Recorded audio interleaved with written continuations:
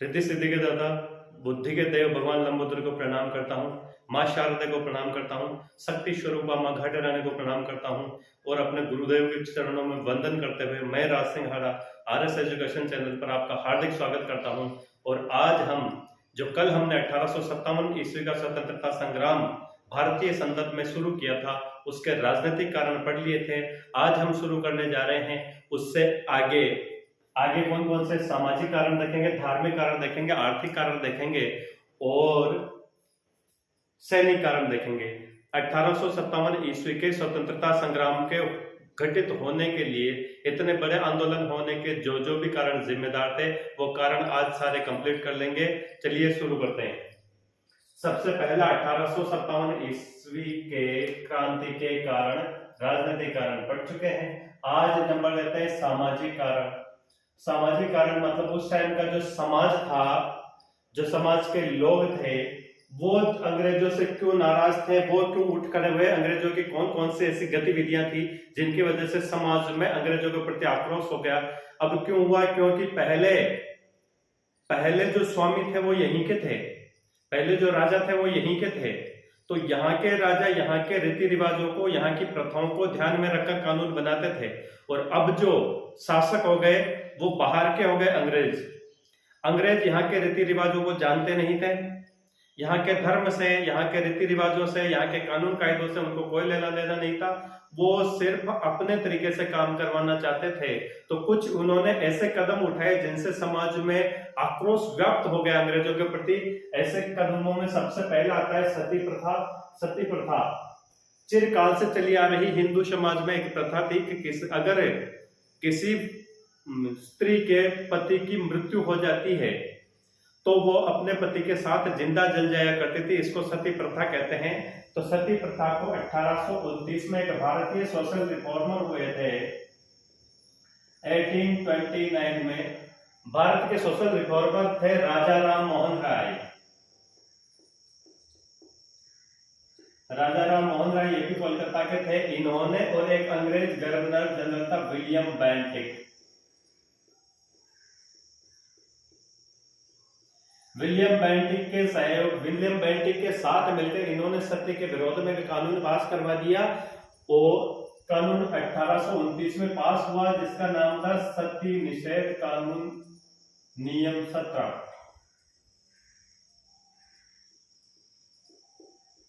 इसके तहत सती प्रथा को बंद करवा दिया। हालांकि ये आज के जमाने में प्रथा बुरी लगती, मगर उस टाइम पे चिरकाल से चली आ रही थी। उस परिपाटी को अंग्रेजों ने तोड़ा तो समाज में इसके प्रति रोष प्राप्त हो गया। दूसरा, छुआछूत करते थे अंग्रेज भारतीयों से रंग के आधार पर छुआछूत करते थे, गोरे कानों का भेद पैदा कर दिया था। दूसरा, कन्यावध की प्रथा इन्होंने बंद कर दी। नरबली उड़ीसा साइड में नरबली की प्रथा थी, उसको बंद कर दी। विधवा विवाह को कानूनी मान्यता प्रदान करवा दी। सती प्रथा की जगह विधवा विवाह को कानूनी मान्यता प्रदान करवाती। सती पहले वही स्त्रियां हुआ करती थी जो अपनी मर्जी से सती होती थी, बाकी विधवा बनकर भी जीवन जिया करती थी। विधवा जिस स्त्री के पति की मृत्यु हो जाए वो स्त्री आजीवन सफेद वस्त्र धारण करके जीवन यापन करती है। किसी सामाजिक कोई कार्यक्रम होता था वहां उसका भाग लेना करना अमान्य था। तो उसकी जगह पर इन्होंने विधवाओं का दोबारा विवाह करवाना शुरू करवा दिया। इसके लिए हिंदू विधवा विवाह अधिनियम 1856 बना दिया और कानून बनाकर इसको वैलिड करवा दिया कि विधवा विवाह मान्य है। विधवा विवाह को कानूनी रूप से मान्यता प्रदान करवा दी। इससे भी उस टाइम की जनता में असंतोष पैदा हुआ। उसके बाद हिंदी रीति रिवाजों के मजाक उठाया करते थे, जैसे पंडित है, कोई ब्राह्मण है, कोई भी अपना जो सामाजिक कार्य करता था, पूजा प्रतिष्ठा करने जाता, जिस टाइप से पूजा करते बैठते, जैसे शादी वगैरह में जो भी अपने शादी समारोह में जो कार्यक्रम करते थे उनको करते टाइम पे उनका मजाक उड़ाते थे। गरीब कहकर किसी भी चीज से कोई न व्यवधान पैदा कर देते थे। इससे जनता में आक्रोश पैदा हो गया। ये सामाजिक कारण थे। इसके बाद अगले नंबर पर आते हैं धार्मिक कारण। धार्मिक कारण अब यहाँ पर अंग्रेजों ने आने के बाद में धीरे धीरे सेटल तो हो गए, बंगाल पर पूरा कब्जा कर लिया, उड़ीसा में फैल गए, बनारस की तरफ आने लगे।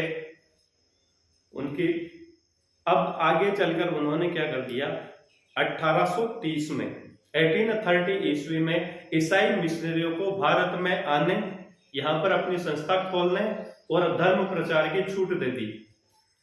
भारत ईसाई मिशनरियों को इंग्लैंड से ईसाई मिशनरीज यहाँ पे आओ, अपनी संस्था खोलो। संस्था खोलने के लिए निःशुल्क जमीन प्रोवाइड करवा दी कंपनी ने, और आप घूम कर भारत में लोगों में ईसाई धर्म का प्रचार करो, इसकी छूट दे दी। वहां पर कोर्ट ऑफ डायरेक्टर्स के प्रमुख थे आर.डी. मैगलस। इन्होंने घोषणा करी थी कि भारत में ईसाई धर्म की पताका लहराई जाएगी। कोर्ट ऑफ डायरेक्टर्स बिजनेस समूह है, उनका ग्रुप होता था, तो उनका जो डायरेक्टर था उसने घोषणा करी कि भारत में ईसाई धर्म की पताका लहराई जाएगी। भारत में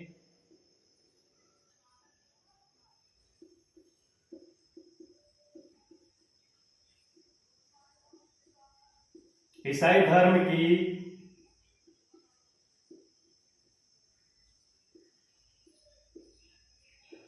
लहराई जाएगी, मतलब भारत में हर घर तक ईसाई धर्म को पहुंचा देंगे, हर गांव तक ईसाई धर्म को पहुंचा देंगे, लोगों को ईसाई धर्म के गुण बताएंगे।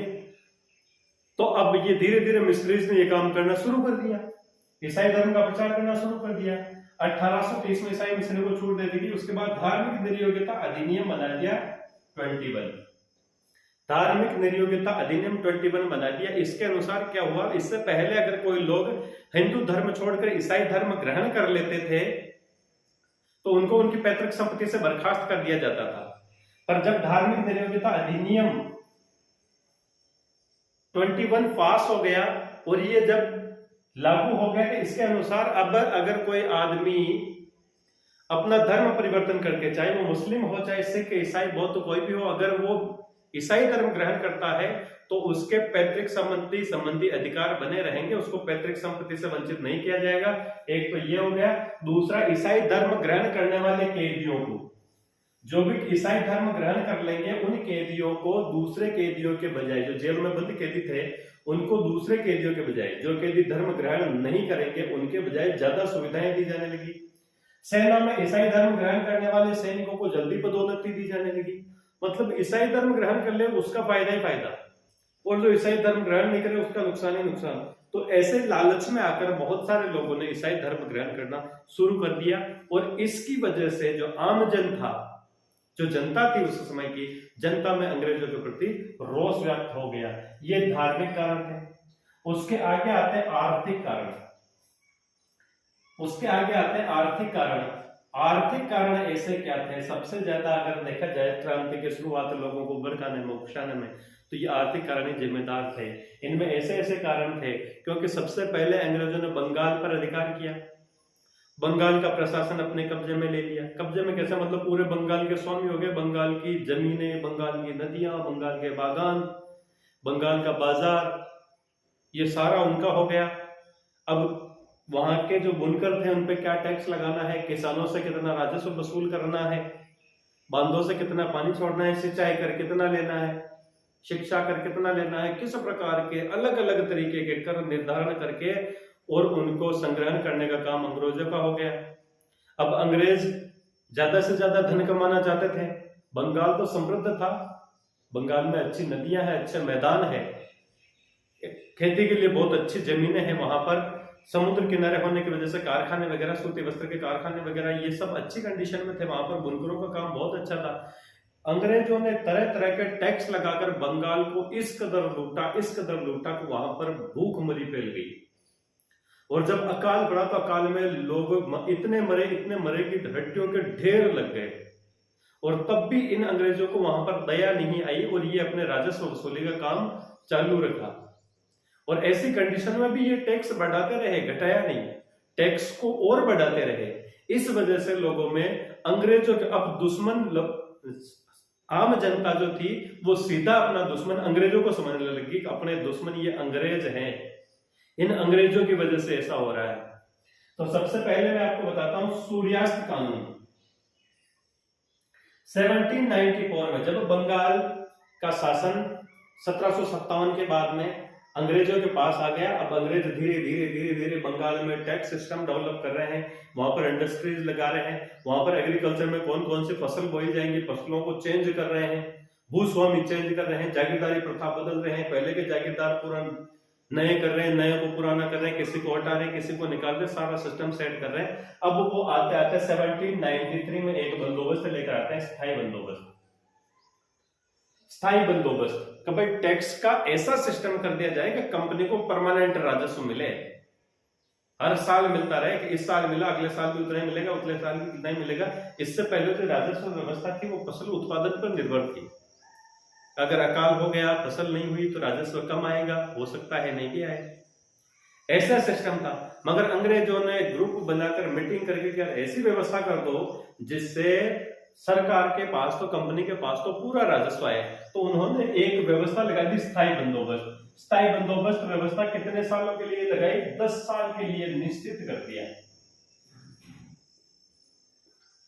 10 वर्षों के लिए राजस्व आकलन करके इतना राजस्व इकट्ठा होता है बंगाल से, उसको फिक्स कर दिया। अब इसको कलेक्ट करने की जिम्मेदारी किसको दी? यह स्थायी बंदोबस्त लागू करने वाला जो अधिकारी था उसका नाम था लॉर्ड कॉर्नवालिस। 1793 में शुरू हुई। 1793 में लॉर्ड कॉर्नवालिस ने स्थायी राजस्व वसूल करने की स्थायी बंदोबस्त प्रणाली को शुरू किया। अब ये कहां कहां लागू करी? ब्रिटिश भारत जो था उसके बंगाल, बिहार, उड़ीसा, बनारस और उत्तरी कर्नाटक, मतलब ब्रिटिश भारत था उसके 19% भाग था, उसके 19% भाग पर इस व्यवस्था को लागू किया गया। कौन सी व्यवस्था को? स्थायी बंदोबस्त को। कितना लिया लगान डिसाइड कर लिया उस टाइम पर? उपज का 10वां हिस्सा, जितनी उपज होगी उसका 10वां हिस्सा फिक्स कर दिया। ये एक साल का, ये चीज हर साल बदलते रहते थे, मगर जो टैक्स कंप्लीट कर दिया वो चेंज नहीं होगा। अब आगे भूमि का स्वामी, जमीन का मालिक कौन बना दिया? जमींदारों को। जमीन इतनी इतनी जमीन है, ये इस जमींदार की, ये जमीन इस जमींदार की, ऐसा करके जमीन का मालिक बना दिया जमींदारों को। और जमींदारों को प्रेशराइज कर दिया कि आपको इतना टैक्स कलेक्ट करना ही है, चाहे कुछ भी करना पड़े। अब जो जमींदार टैक्स कलेक्ट कर लेते, जैसे उपज का 10वां हिस्सा, कभी उपज का 3वां हिस्सा, जो भी हिस्सा डिसाइडेड हो जाता कंपनी की तरफ से, इस साल का लगान ये रहेगा, कंपनी की तरफ से जो डिसाइडेड हो गया उस हिस्से में अब लगान में जमींदार का हिस्सा केवल 11% और कंपनी का हिस्सा 89%। जितना कलेक्ट किया लगान उसमें से 89% कंपनी में जमा करवाना और केवल 11% ओनली ऑन फॉर जागीरदार को रखना है। अब एक निर्धारित तिथि होती थी, निर्धारित तिथि को अगर ये जमींदार लगान कंपनी में जमा नहीं करवाता तो उसके लिए 1794 में, कब 1794 में कानून बना दिया, सूर्यास्त कानून। निर्धारित तिथि को सूर्यास्त कानून बना दिया 1794 में। अगर निर्धारित तिथि को जमींदार किसी कारणवश या लगान जमा नहीं करवा पाता है तो उसे अपने भूमि से, अपनी जमीन से अपदस्थ कर दिया जाता था, उसकी जागीर जब्त कर ली जाती थी। अब इस चीज से देखो कितने लोग परेशान थे, जमींदार भी परेशान था सूर्यास्त कानून से, किसान परेशान थे लगान से।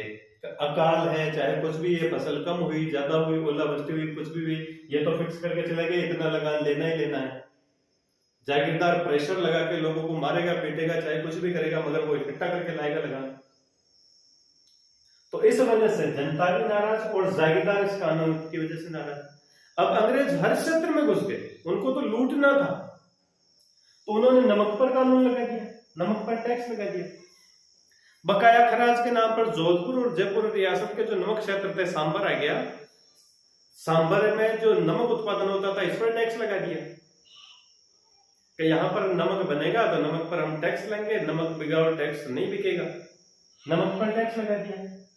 अब भारतीय उत्पादों पर भारी कर लगा दिया, क्योंकि वो अंग्रेज इंग्लैंड ले जाते, यहां से कच्चा माल कपास वगैरह इंग्लैंड ले जाते, वहां पर इसका कपड़ा बनाते, वापस लाके यहां बेचते, तो उसमें थोड़ी लागत ज्यादा आती है। भारतीय दस्तकार यहीं बेचारे घर बैठकर बिना मशीनों के घर पे बनाते कपड़े और बेचते, तो यार इन कपड़ों के बजाय हमारे कपड़े महंगे नहीं बिकेंगे, तो उन्होंने क्या कर दिया, भारतीय उत्पाद जो थे, भारत के यहाँ के लोकल उत्पाद थे दस्तकारों द्वारा तैयार किए हुए, उन पर ज्यादा टैक्स लगा दिया।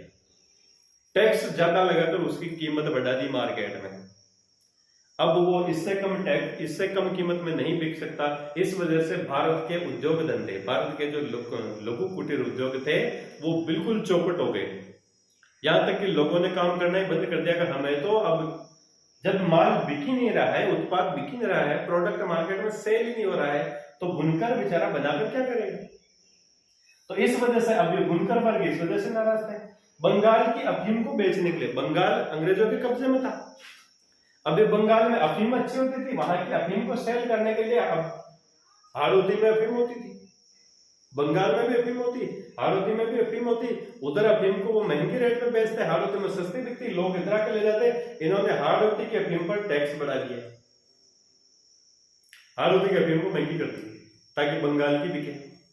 तो इस वजह से हाड़ौती एरिया में जो अफीम के किसान थे, अफीम की खेती करने वाले किसान थे, वो अंग्रेजों से नाराज हो गए। आगे स्थायी बंदोबस्त करवा दिया। और राजस्व व्यवस्था में दूसरा था रैयत वाली व्यवस्था। दूसरा रैयत वाली व्यवस्था, रैयत वाली व्यवस्था ब्रिटिश भारत के 51% भूभाग पर, मतलब जो भी ब्रिटिश सरकार के अंडर में भारत का एरिया था उसके आधे भाग पर रैयत वाली पर व्यवस्था लागू हुई थी। रैयत वाली व्यवस्था को मद्रास प्रेसिडेंसी के 12 माइल जिले में सबसे पहले कहां लगाया गया, वेरी इंपॉर्टेंट, टैक्स सिस्टम भी आ जाए तो सबसे पहले कहां लगाया गया, तो मद्रास प्रेसिडेंसी के 12 माइल जिले में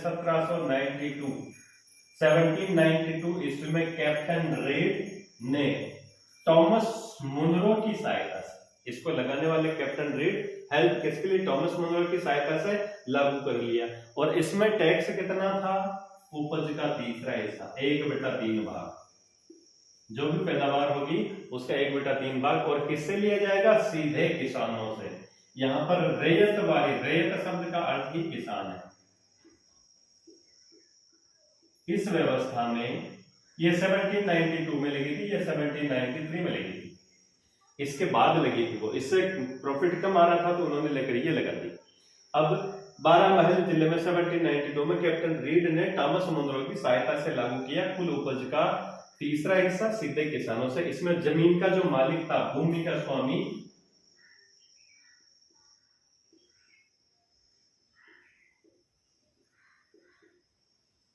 भूमि का स्वामी सीधा किसान को बना दिया, मतलब रैयतों को बना दिया।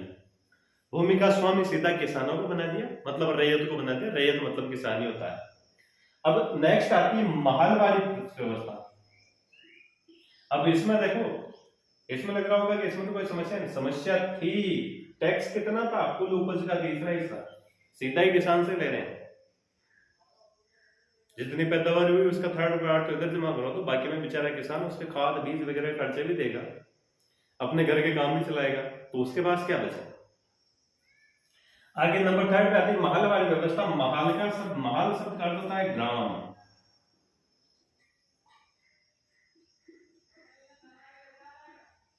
महल वाली व्यवस्था, इसको लागू किया था होल्ट मैकेंजी ने।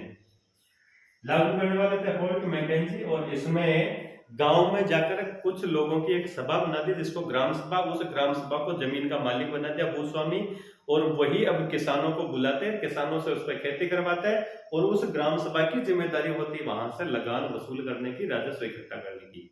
ये थी महल वाली प्रथा। तो इस प्रकार से जो आर्थिक कारण थे, आर्थिक कारणों में सूर्यास्त कानून, नमक पर कर, भारतीय उत्पादों पर भारी कर, बंगाल के अफीम की बिक्री हाड़ौती की अफीम पर कर, कंपनी रखी राजस्व व्यवस्था में स्थायी बंदोबस्त हो गया, रैयत वाली व्यवस्था हो गया, महल वाली व्यवस्था हो गया। अब ये सारा पढ़ने के बाद में आपके मन में भी ये क्लियर हो गया होगा कि अंग्रेज यहां पर किसी प्रकार का विकास करने नहीं, किसी प्रकार की दोस्ती निभाने नहीं आए थे।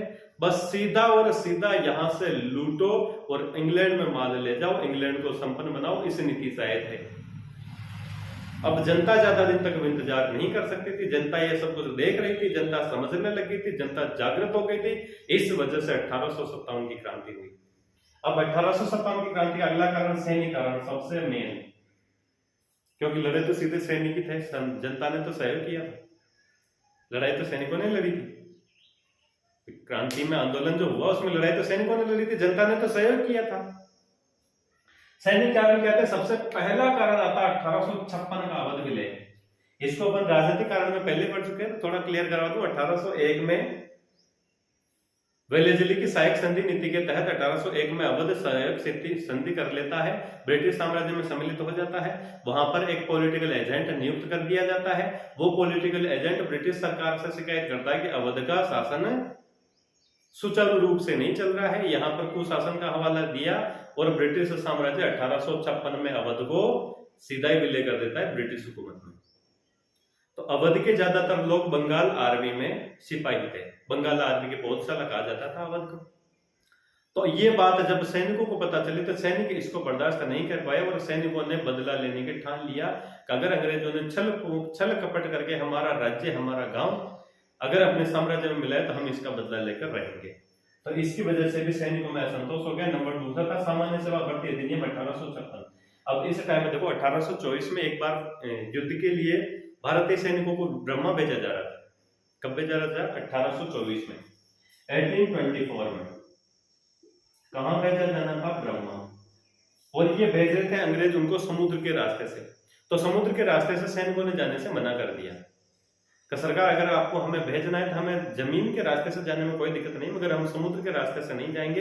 क्यों नहीं जाएंगे? क्योंकि भारतीय मान्यताओं के अनुसार समुद्र पार करने पर जाति और धर्म भ्रष्ट हो जाता है। तो इस वजह से सैनिकों ने विद्रोह किया। तो अब जो कंपनी सरकार थी उनको लगा कि यार ये तो हमेशा ही समस्या आएगी, क्योंकि इंग्लैंड का साम्राज्य तो बहुत बड़ा है और सैनिकों को तो एक दूसरे से लड़ने के लिए भेजा ही जाता है, सैनिक बुलाए जाते हैं। तो यहाँ के सैनिक लड़ने नहीं जाएंगे तो उन्होंने एक अधिनियम बना लिया, सामान्य सेवा भर्ती अधिनियम 1856। इसके तहत प्रावधान कर दिया भर्ती होते टाइम पे ही सैनिकों को शपथ लेनी पड़ती थी कि हम ब्रिटिश हुकूमत के किसी भी हिस्से में, ब्रिटिश साम्राज्य के किसी भी हिस्से में अगर हमें युद्ध के लिए भेजा जाएगा तो हम जाने को तैयार हैं। अब इस नियम को लेकर सैनिकों में असंतोष था कि ये हमें कहीं पे भेजेंगे, तो ये नियम भी। और दूसरा था निःशुल्क पत्र व्यवहार। 1857 से पहले सैनिकों को डाक व्यवहार फ्री कर दिया था कि भाई सैनिक कहीं पे भी रहे, अपने परिवार को जो लेटर लिखेगा उसका कोई खर्च उससे नहीं लिया जाएगा, पर ये बंद कर दिया। अब सामान्य जन जैसा है, जैसे सामान्य जनता को भी पैसा देना पड़ता है वैसे भी आपको भी डाक व्यवहार के लिए पैसा देना पड़ेगा। इससे भी असंतोष, इनको वर्दी के इनके पैसे मिलते थे सैनिकों को, वो भी बंद कर दिया। और दूसरा जो धार्मिक चिन्ह थे, जैसे कोई पगड़ी धारण करता है, कोई दाढ़ी रखता है, तो इनका रखवाना बंद करवा दिया कि नहीं सबको क्लीन सेव करना पड़ेगा, आप धार्मिक चिन्ह धारण नहीं कर सकते। तो इस वजह से भी सैनिकों में असंतोष था। और क्रांति का सबसे महत्वपूर्ण और क्रांति में कहते हैं ना आग में घी डालने वाला कारण था तो चर्बी वाले कारतूस। चर्बी वाले कारतूसों ने क्रांति को समय से पहले शुरू करवा दिया। तात्कालिक कारण अगर पूछ लिया जाए, आरएसएस एग्जाम में एक बार पूछा हुआ है कि 1857 ईस्वी की क्रांति का तात्कालिक कारण क्या था? सारे डाल दिए और कोई कंफ्यूज हो गए, क्या कुछ नहीं कर पाया। तात्कालिक सब सन देखने लगे, डेट चेक करने लगे कि कौन सा था सबसे बाद का, फर्स्ट का कौन सा था। और जबकि यह था कि ऐसा है जब क्रांति की योजना बन रही थी उस टाइम पे ऐसा क्या हुआ कि क्रांति अचानक से शुरू हो गई, तो उसमें चर्बी वाले कारतूस है। चर्बी वाले कारतूस तो इसके बारे में ज्यादा क्या बताऊं, इसके बारे में सब जानते हैं कि 1857 की क्रांति का नाम लेते हैं पहले सीधा ही चर्बी वाले कारतूस ही आते हैं। चर्बी वाले कारतूसों की वजह से घटना हुई, चर्बी वाले कारतूसों की वजह से घटना हुई, नहीं ऐसा नहीं था। इससे पहले 1857 से पहले जो बंदूकें चलती थी भारतीय सेना, अंग्रेज सेना के पास, उनका नेम था ब्राउन बेस।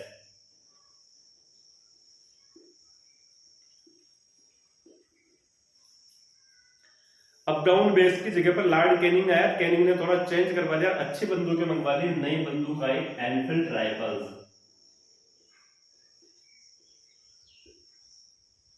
एनफील्ड PN53 पूरा नाम देखो तो एनफील्ड राइफल्स।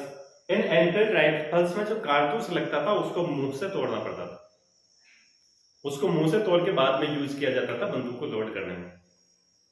तो अब उस टाइम पे एक सिपाही थे सीताराम पांडे, उन्होंने अपनी बुक है फ्रॉम सिपाही टू सूबेदार में लिखा, उस टाइम पे ये अफवाह फैल गई कहीं से कि जो ये एनफील्ड राइफल्स के जो कारतूस है उन पर गाय और सुअर की चर्बी है।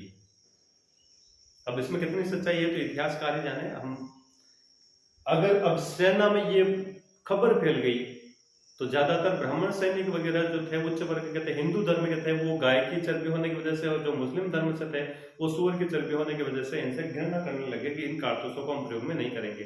अब अब जगह जगह जाकर सिपाही, अंग्रेज सेना के अधिकारी जाकर अलग अलग छावनी में इनका प्रदर्शन कर रहे हैं।